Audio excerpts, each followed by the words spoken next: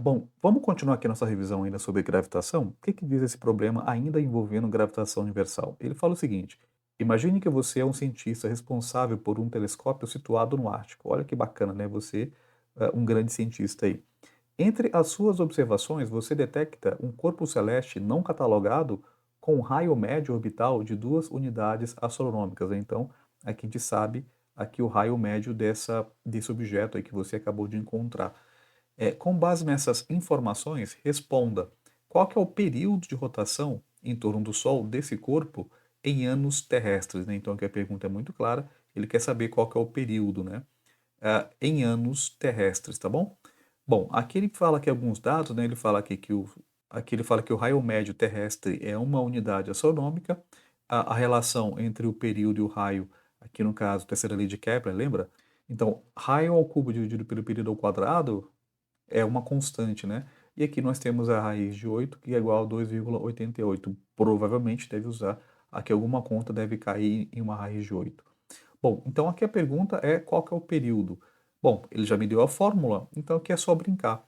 Então eu posso muito bem escrever o seguinte, eu posso falar que o raio médio da Terra, né, eu vou chamar de RT, ao cubo, dividido pelo período que a Terra, né, dá uma volta em torno do Sol ao quadrado, vai ser igual ao raio médio desse astro, né, que a gente não sabe, vou chamar de C elevado ao cubo, dividido pelo período dele, no caso ao quadrado, desse corpo celeste aí, tá?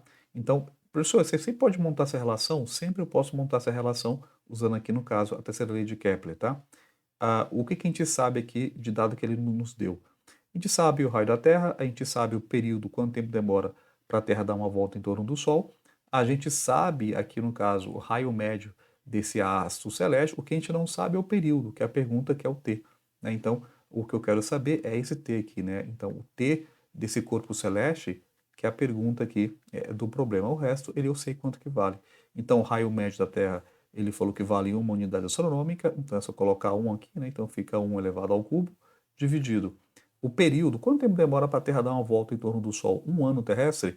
Então aqui fica um ano elevado ao quadrado, igual. Qual que é o raio médio aqui desse corpo celeste? Ele falou que vale 2 unidades astronômicas. Então vamos colocar aqui, fica 2 elevado ao cubo, dividido pelo período, que a pergunta justamente é essa, a gente quer saber quanto vale esse TC aqui no caso. Bom, brincando de matemática, isso aqui vai dar 1, né? 1 elevado ao cubo é 1. 1 ao quadrado é 1 também, tá? Quanto que é 2 elevado ao cubo? Não é 8? 2 vezes 2 vezes 2 vai dar 8, né? Então aqui fica t elevado, tc ao quadrado aqui, que a gente não sabe quanto que é. Brincando aqui de matemática, esse tc vou passar para lá multiplicando, então a expressão fica assim, né? Tc ao quadrado igual a quem? Igual a 8. Eu passei o tc para cima, ele foi multiplicando. Quanto que é 1 vezes tc? O próprio tc. Quanto que é 1 vezes 8? Aqui no caso é o próprio 8, tá? Bom, como eu não quero t ao quadrado, o que que eu faço, né?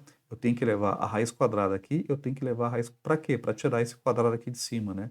Porque eu sei que o 2 corta com quem? Corta com a raiz. Então sobra o que eu quero, que é o TC, que é o período. E aí, raiz de 8, tá vendo? Por isso que ele me deu esse negócio aqui, né? Por isso que ele falou quanto que vale raiz de 8. Bom, raiz de 8 é 2,88. Então, esse é o período que esse corpo celeste demora para dar uma volta em torno do Sol.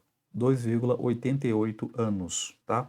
Qual a alternativa aqui dessa brincadeira? Alternativa C, né? Tranquilo? É isso.